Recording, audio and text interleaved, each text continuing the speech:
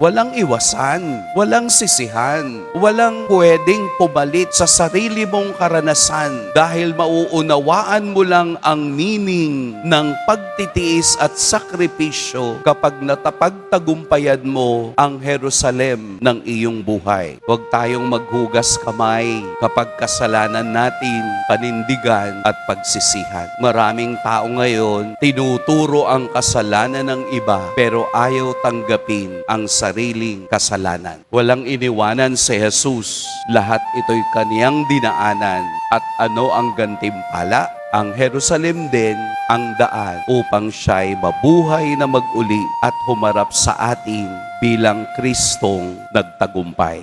Masasabi lamang nating tayo'y nagtagumpay kung ang krus ng buhay ay atin ding nalampasan. Kasama natin ang Diyos sa ating paglalakbay at kailangan nating ng kababaang loob upang ating maunawaan ang sarili nating Jerusalem na nilalakbay ngayon. Panindigan natin at mabuhay ayon sa kaniyang karanasan. Mag-iingat po kayo ngayong araw. Pagpalain tayo ng poong may kapal.